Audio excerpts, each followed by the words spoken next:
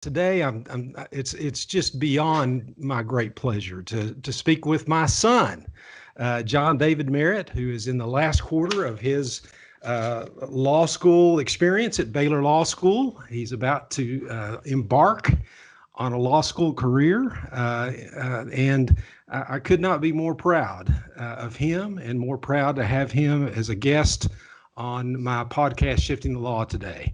I want to talk to him a little bit about him personally, and then I want to get his perspective on the legal industry as a soon-to-be graduate. So thank you for joining me, son. Hey, Dad. I'm happy to be here. Oh, that's great. That's great. Dad probably should not introduce his son because I might say that the people might not think I'm objective, but so why don't you take this opportunity to introduce to our guest who John David Merritt is? My name is John David Merritt, or I usually go by JD unless we're around my sister. She hates it when people go by JD.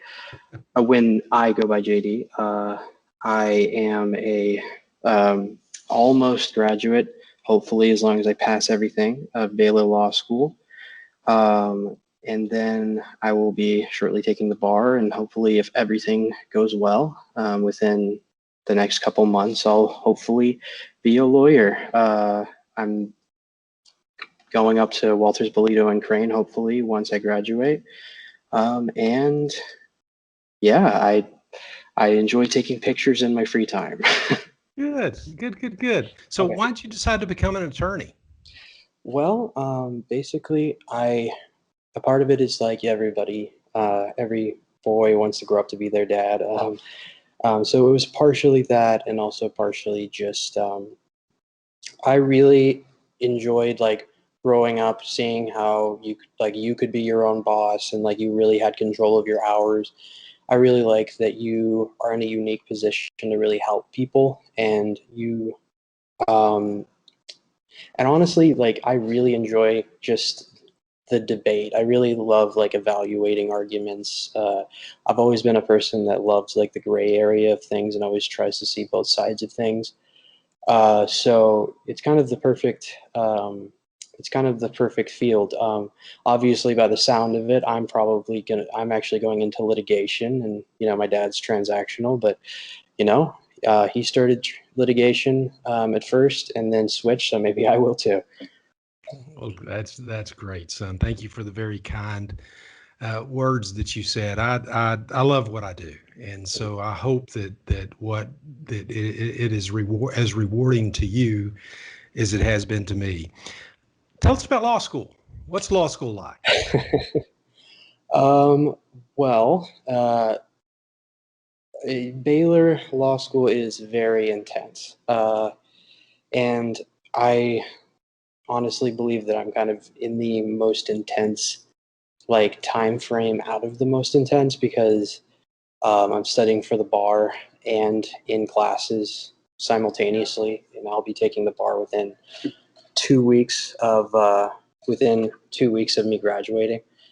So that'll be interesting, and so it's really been teaching me how to multitask, um, and it's really challenged me to grow because honestly, law school is definitely the hardest thing I've ever done, and it is something that you have to grow up a lot.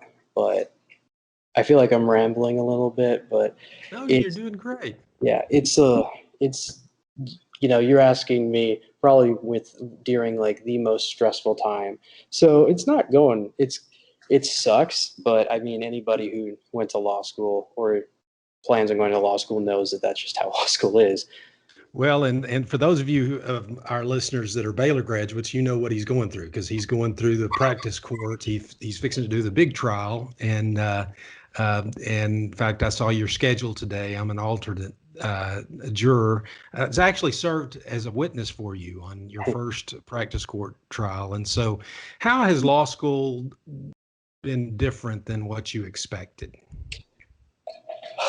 I always knew it was going to be hard.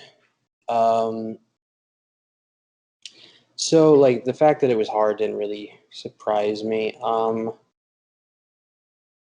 I think the thing I didn't realize, and it's really something that I try to tell everybody who's about to start law school, is like your life is really kind of on hold for a while. It's, Right. you know, there's things like there's certain like things I want to do. There's traveling I want to do. It's just kind of 3 years, other than like summer breaks.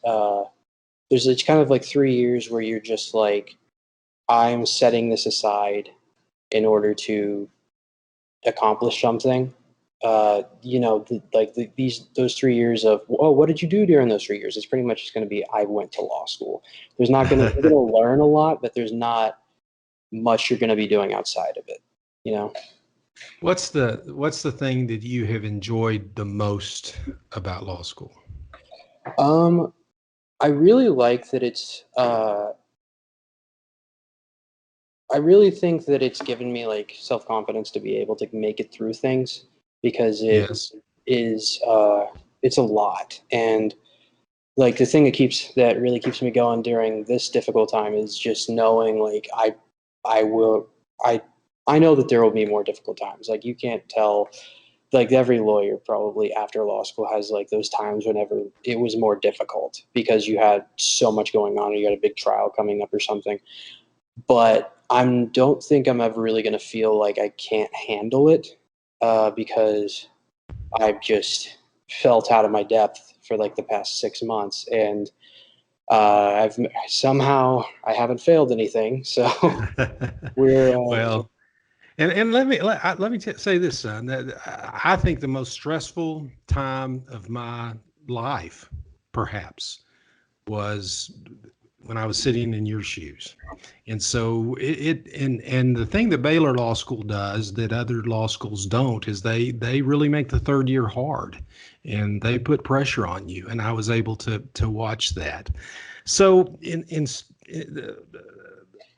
spite of the difficulty, in spite of the stress, in spite of the 3 years of having your life on hold, do you still want to be a lawyer? Yeah, I do. And you know, it's really cool to see the amount of stuff I've learned.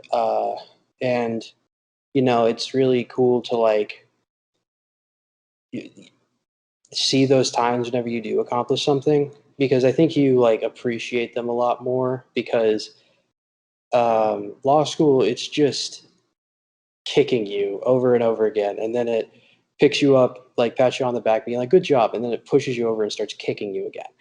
And so, but it does make those times whenever you're not getting kicked like really special. Yeah.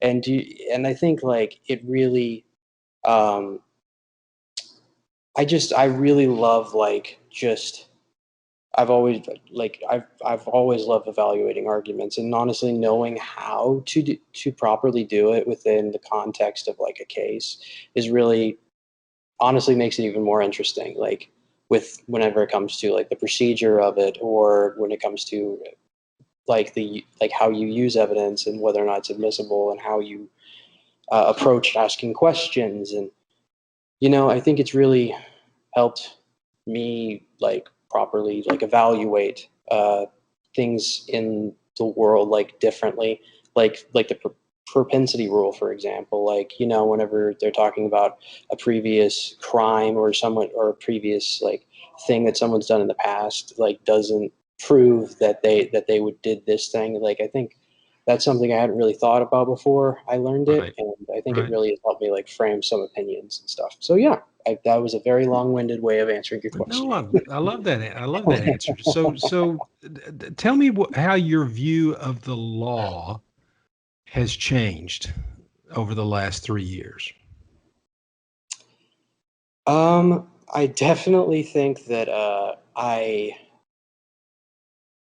think I just see it in more places, or like be like thinking about how the law would apply in these certain circumstances. Like I feel like a lot of my friends that the few like times I get to hang out with people that are outside of law school, like um, I feel like they feel like I mention like legally like this is the argument kind of, like all the time. So I think I really do view things from a legal lens a lot more now, whenever it comes to circumstances within my life. And I think, if anything, that's a good thing because it helps me evaluate things properly, I guess. But people don't like lawyers. Well, I think I think people don't really understand like the point of what a lawyer does. Like I've had people talk about like I'm not going into criminal law, but I mean I have some friends that are going into criminal defense, and I've had conversations with people from outside of law school about them doing that. And it's like, how could you defend this person, or why would you be willing to? And so it's not really so much about like the fact that you're defending a bad person. It's the fact that you're defending a bad person because the system needs you to, because like the moment we decide that one person doesn't deserve legal representation, then it's, the slippery slope thing that we talk about all the time. But I mean, there have been some bad lawyers. I mean, like people that I don't know, like chase ambulances. They kind of give us a bad name, but I think it's just one rotten apple doesn't ruin the whole basket. So is the law a good thing? Yeah, I mean, it's that or anarchy. So, But so tell, what do you mean by that? well, I think that people are innately selfish, uh, and whenever there's not some type of way to control people, that people can often try to take advantage of that.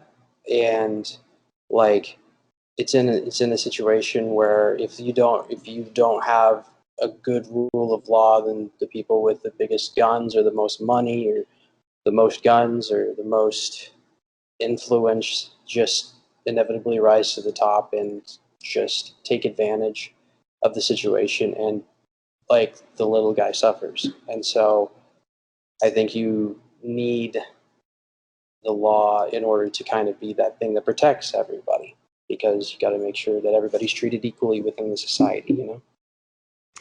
I love that answer.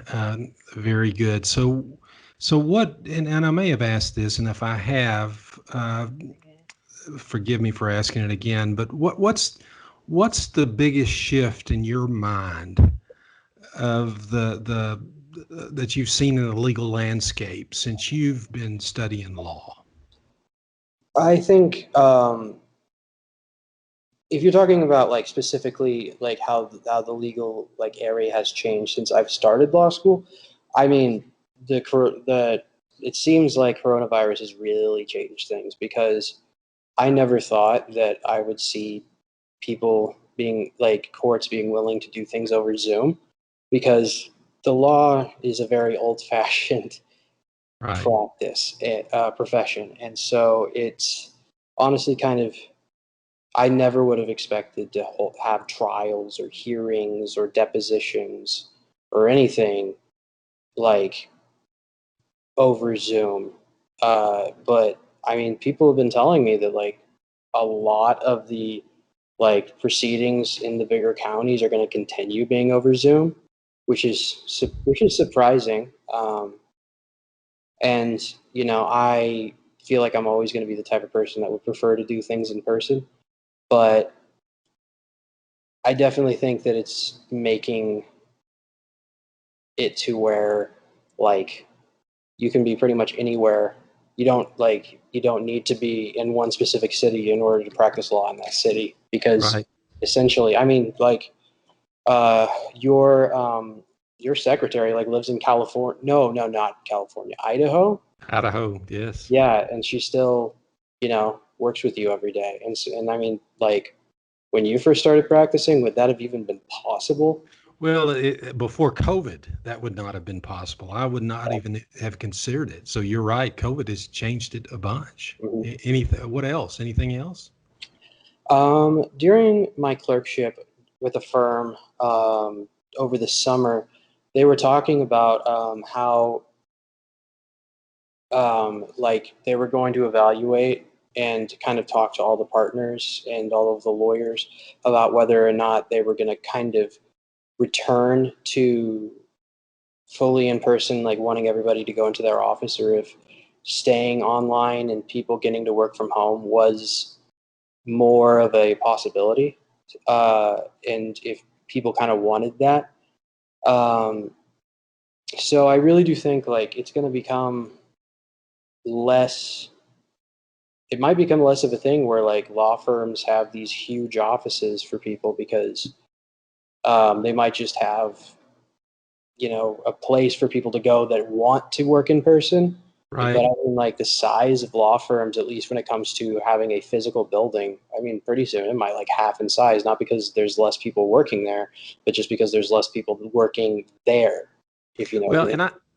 and I know at your clerkships, for instance, you had, I think the firm that you have decided to go with, you actually got to go to the office more than the others. And so what would you, as a brand new lawyer, what, and based on your experience for internships, what is your view on the being in the office versus remote practice? I'm always going to be the type of person that like I can't work from home. I mean, I go to coffee shops at like every single day. Either that or I'm working at the law school. I always need a place to go to work because I just am sleepy whenever I'm home. So I'm not the type of person that's ever going to want to like not have an office because I mean it feels cool. I mean I don't know if like the feeling wears off after a while, but it just felt cool like having an office to go to, and it's you know like, and I'm pretty excited to be going to a place where I am going to have an office from the get go, which I know is pretty rare for the legal profession when you're first starting out. Um, yeah. Well, you're your father's son because, of course, our office was closed during COVID, but I still came to the office every day, Mhm. and it just was. I had a place where I worked. What are three key values you'll be taking into and leading with in your career as an attorney? Um, I think something that I really learned from law school and was if you kind of actively search for ways to help people that can come back and help you in the future, like I can't tell you how many times of just being like, oh, I think I should send this person my outline or send this person like something that might be helpful to them, or I noticed that they missed class, so I'll send them notes. Like whenever you're in a bind and you miss class, or you um, like you're in a situation where you really like need an outline because you know you don't have time to finish yours, or you really need someone to be a witness for something, like it really, I mean, when people when you've shown people that you're willing to do things for them, like they're much more willing to do things for you. So that's definitely the first one. I definitely think the second one is like never like I think something that always drove me crazy during my clerkships is whenever people didn't email back like secretaries, or like when partners of firms didn't email back associates. Like I really think like that like negatively affects like everybody's view of you, because I Right. think we already have this this I think people naturally view like lawyers are going to be like viewed as like us viewing other people as like that we're better than them, because like I think that's often kind of the view whenever you have like some type of like graduate degree of schooling, uh, and so I definitely think like treating like everybody like whenever it comes to that are working in an office of another law firm, like being willing to be like, I mean, I need to answer them too. They what their work in the legal profession is just as important as mine, so I don't want to just only email back or get back to people whenever it's the partner of a firm. And I guess the third one is the people you surround yourself with. Whenever it comes to stuff you need to work on, it's very important. Uh, I definitely think with how I've seen like how picky you are with like your like with your like secretary growing up, and also just like having good partners and bad partners during law school about when it comes to projects and stuff.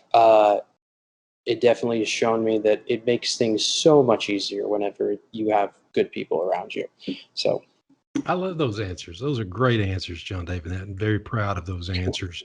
thank you. What do you believe you will value most in an attorney-client relationship?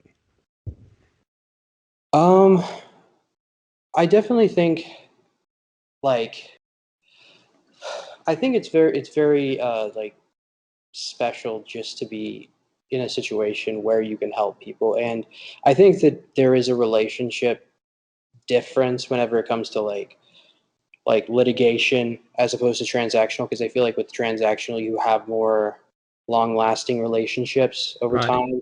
Right. But I definitely think that something that I'm going to value is that this might be like the only opportunity a person because people are like slow to come to lawyers because we're expensive.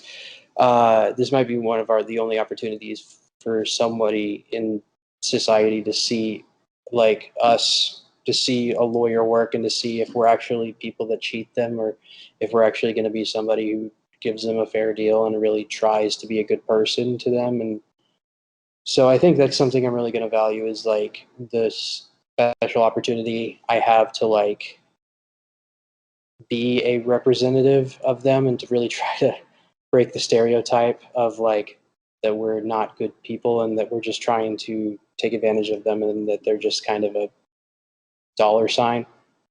Right. Good. Good. So, what do you believe the future of the law looks like, and what role do you want to play in achieving that vision? Um, I definitely think that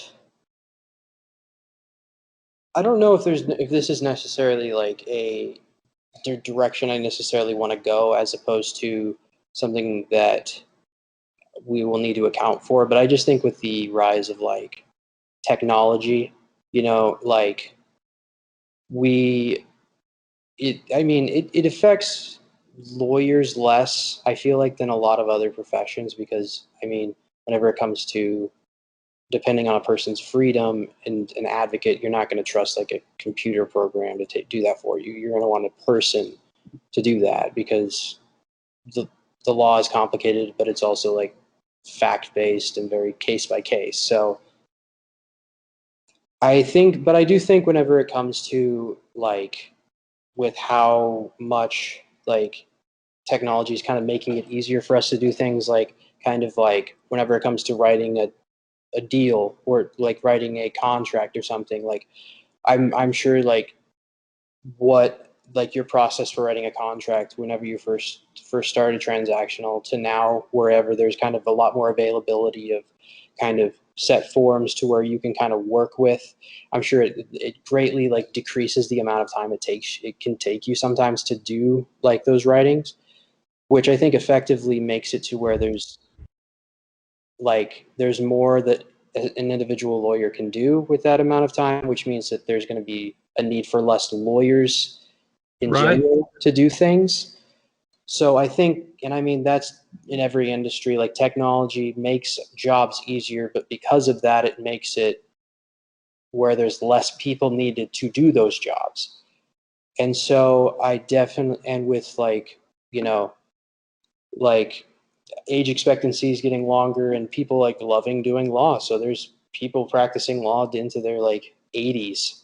And so like the few spots that are kind of like available are kind of taking longer to open up. And so I do think it's going to be something to where just like in every like aspect of like the workforce, that we're going to have to account for there might like the work won't take as long in some cases, and so there will be, and people are going to want to go to the best if they have the money to pay for that. So it's going to be it's going to be difficult. So we will so like younger lawyers like me who are kind of living like in that situation are going to have to account for that and are really going to need to make our services special because or different because it might be kind of difficult to compete for like work. Right. What if there's one thing, if tell our guests, what is the most important thing that you've learned from going to law school?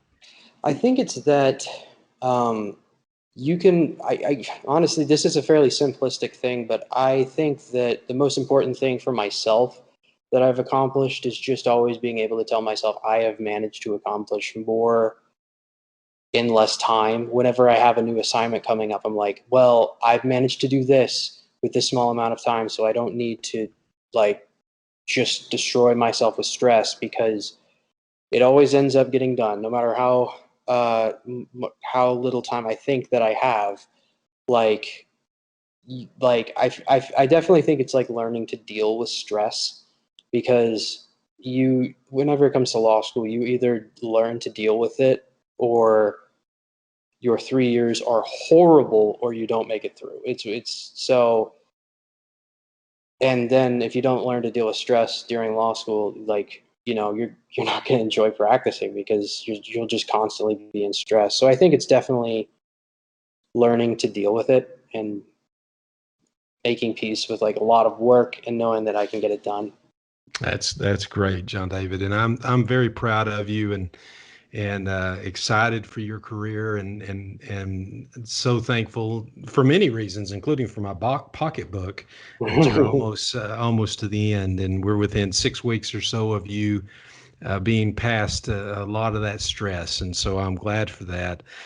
The people that helped me organize this podcast actually wanted me to do things a little differently this time. Usually I'm in the question answering phase during the whole time, and frankly this time they thought that it would be more fair that I sit on the hot seat for a while. So they have proposed that you ask me some questions, and so you've been sent a script, but you Mhm. can ask me whatever you want to.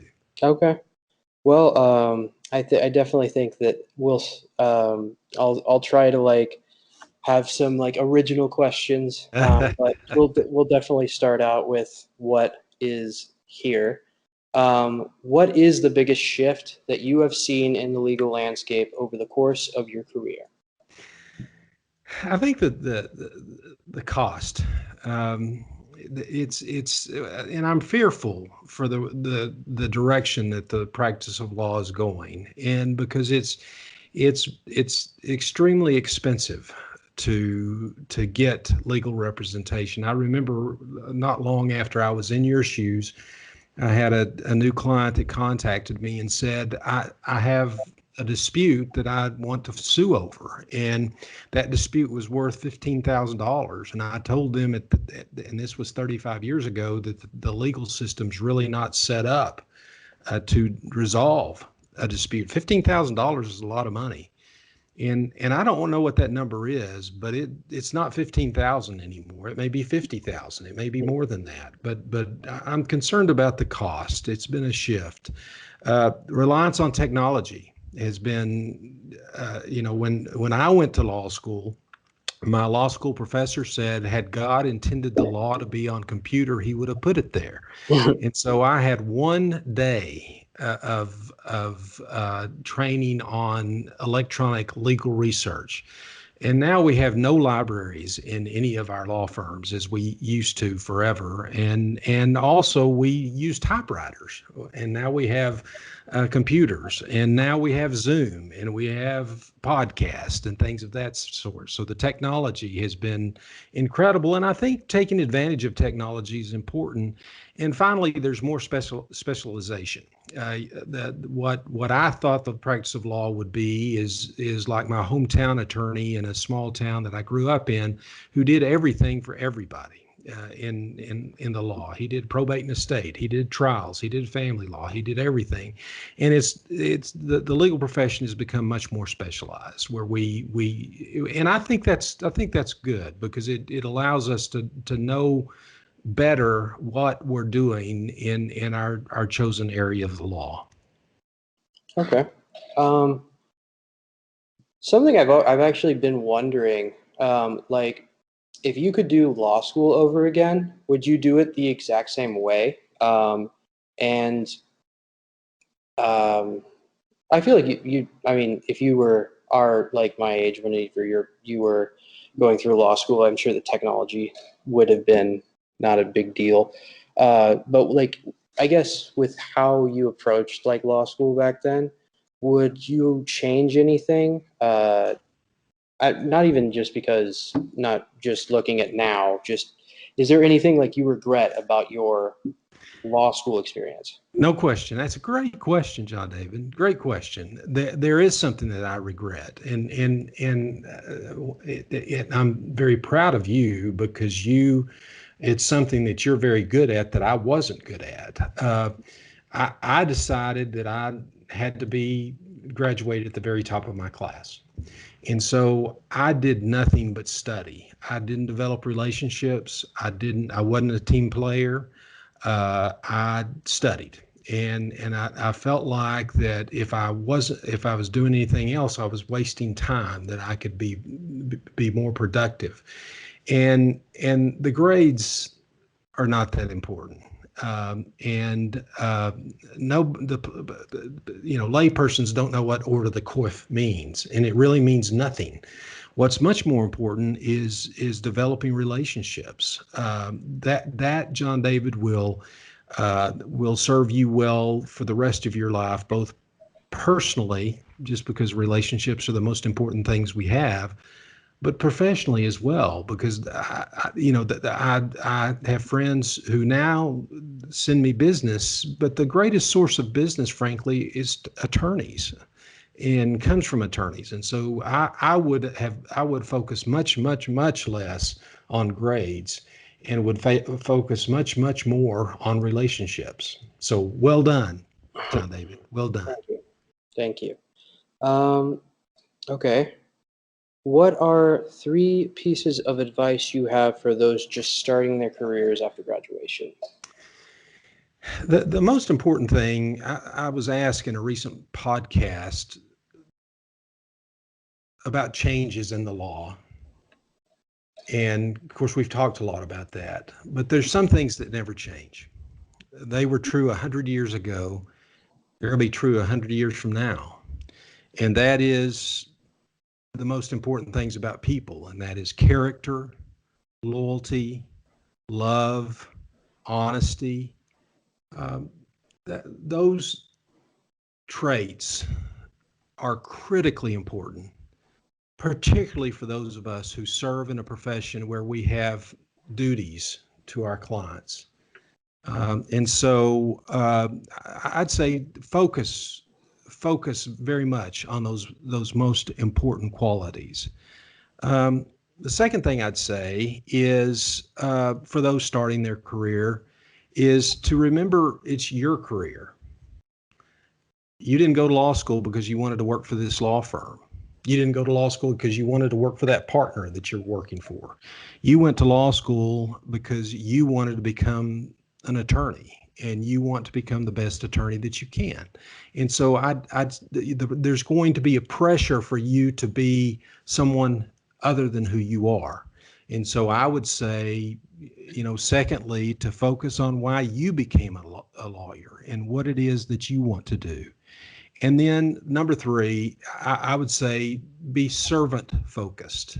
And I love what you said earlier about, not thinking of yourself as being incredibly special because you have that extra education or that license on the wall. I used to compare myself, we're servants. we're servants. And I used to compare myself to a plumber until we built onto our house in Amarillo years ago, and I saw what the plumbers did, and I figured out I was offending the plumbers by making that comparison. And so it's important that you keep a servant focus with everyone that you deal with. And if you keep that servant focus with there are no levels in law firms. There are no senior partners, really. No, nobody's unimportant. Everybody's important. So I think that those are the three most important things. Okay. So I think something I was curious about is you. I think with how many law firms you've worked at, I think it's actually above average for like your age group of lawyer, but I think it's No it's question. actually fairly common for my age group of lawyer. Like, what do you think is the benefits and the negatives of like about your your different experiences with different law firms? I'm in with my fifth law firm, which is shocking to me. Um, the first three were really growth type of changes. The first law firm I went to, I hadn't been there very long when it just split. So the second law firm I went to was just a split from of half the lawyers went to one stayed at the same law firm and half of us started a new firm. The third law firm, I just wanted to do my own deal. I always wanted to have my own law firm, and I'm thrilled that I got to do that, and I love that time.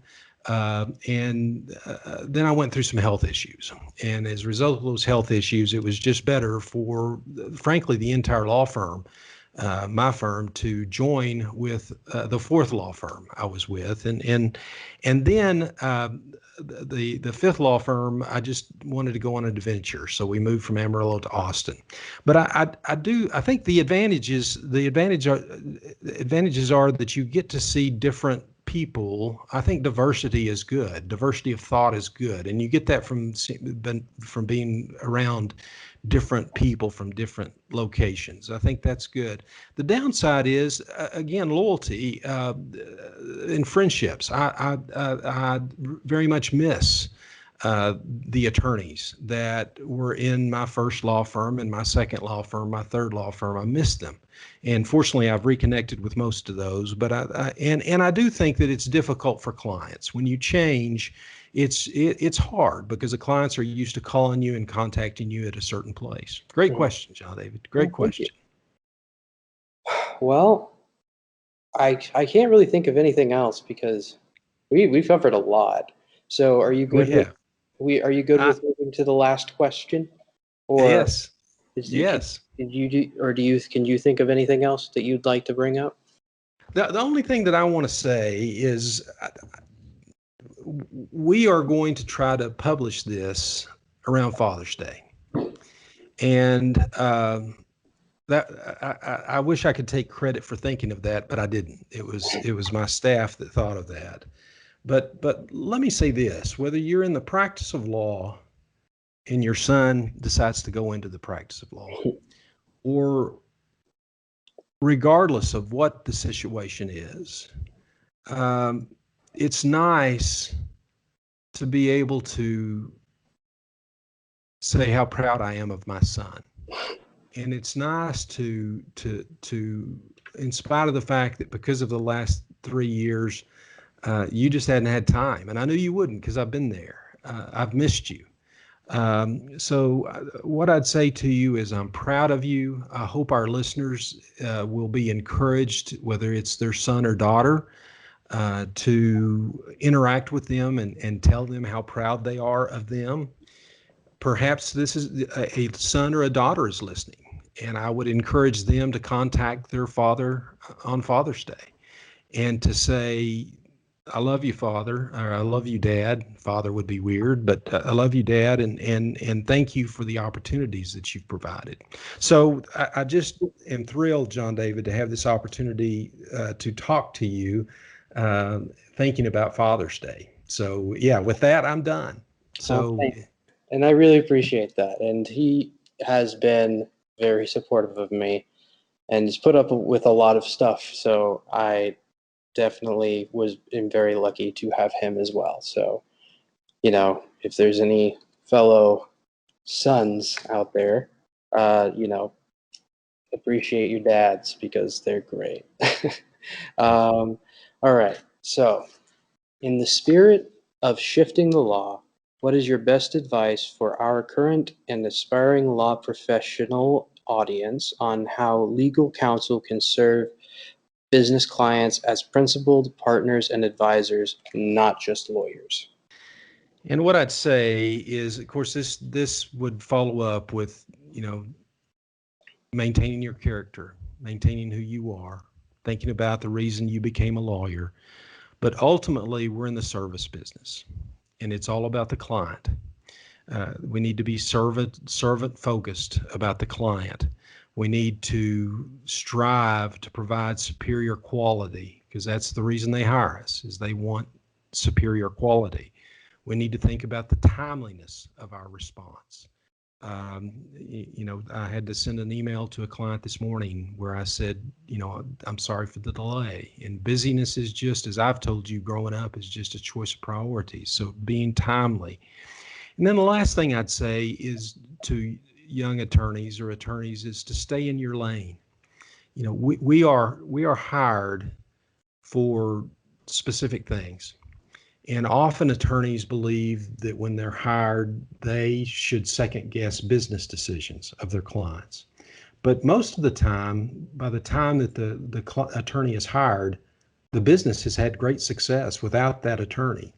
And so keep in mind, when I sit in board meetings, sometimes I've asked for business advice, and I always answer with a caveat that that's really not what I'm hired to do.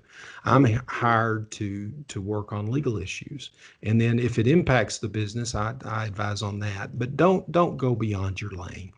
So, John David, great questions. Hey, thanks.